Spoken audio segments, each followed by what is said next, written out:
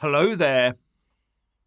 The eco-zealots will not like this one bit, because after decades of vilification as a planet destroyer, nuclear energy is to be given the UK Green Seal of Approval.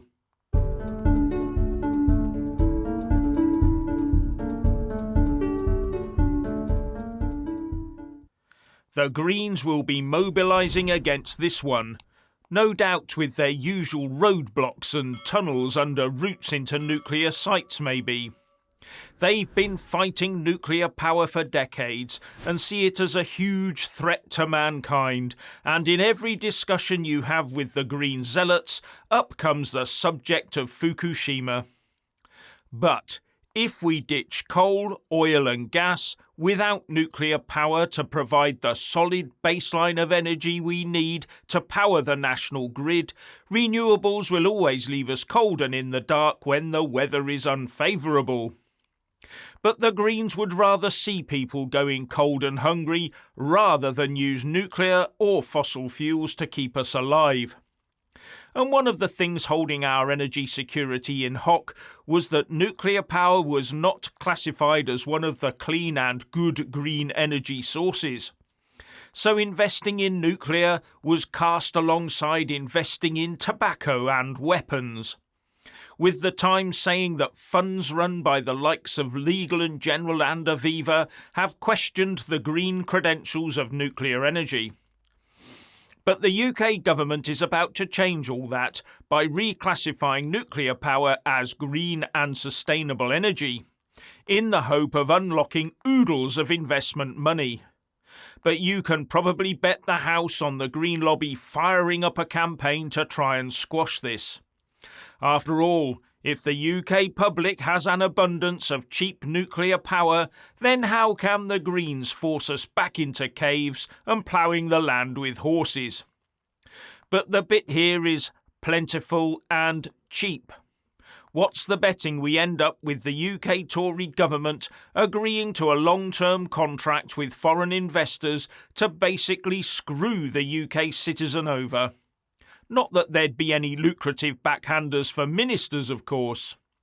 And then when Labour gets in, they can reverse the whole nuclear investment thing, build loads more land-based wind turbines, and put the rest of the investment into unicorn-powered fairy lights for when the wind don't blow and the sun don't shine. So according to the head of NATO, Jens Stoltenberg, the West is running out of ammunition. And I remember being told that NATO is the warmonger here and that it had been gearing up for World War III. Well, if that's the case, it forgot to replenish its armoury first, and it's had decades to do it in. All that defence spending must have resulted in something in return for it. Or is it a case of money up the wall and shady people walking away with stuffed overseas bank accounts? Or is it that we haven't actually been spending enough on making sure we have a strength in depth where defence is concerned? And this comes after the UK Defence Secretary admitting that the UK can't field a 10,000 troop fighting division, and further reports that we'd run out of ammunition in an afternoon if we were ever required to defend ourselves. But of course we'll be able to take out all those Chinese spy balloons, won't we? Actually, no. A former National Security Advisor, Lord Darroch of Kew, who has also served as British Ambassador to the US, says that Rishi Sunak's claims that we have watertight protection against these spy balloons was wrong. All because of underinvestment in defence, leaving us short of the equipment we need to do so. But he did say we do have some capability, so we should sleep easy in our beds. Well, yes. But where else are we short in defence capability that should leave us awake with worry at night? Anyway, once the Green Brigade have forced us to stop using oil, there'll be no fuel for our fighter jets and missiles to shoot down a balloon, let alone marauding Chinese bombers. But we're all saved. We can't stop Chinese balloons hovering around in our airspace, hoovering up sensitive information. And we can't stop people rocking up on our beaches for a free ride, or stop health tourists arriving to get free medical treatment. But what we can do is get a supercharged police-driven dune buggy thing to chase ravers across the Bodmin Moor. And this all-terrain vehicle, equipped with floodlighting, binoculars and even thermal imaging equipment, will patrol an 80-square-mile area to look out for ne'er-do-wells. Those people who go there to enjoy illegal raves and parties. Because it is illegal to wild camp anywhere in England except on Dartmoor National Park. But fear not, the problem will soon disappear once we are all tethered to our 15-minute neighbourhoods, and the only venue open to you will be your local park. And you can bet your bottom dollar that the UK borders will remain porous, but the borders around your little 15-minute areas will be monitored by gazillions of quid's worth of monitoring equipment, all tied directly to your central bank digital currency account, ready to suck it dry. There will be no monitoring of the beaches and the skies, only the monitoring of you. And now something on this thing called Valentine's Day. Over to you, Richard. So, today is Valentine's Day. A great day for florists, and the day that all us men collectively prove how completely clueless we are when it comes to being thoughtful and romantic. Our normal mode of selfishness is switched off, and some of us even offer our better halves a cup of tea in the mornings. Yes, they do apparently. Traitors.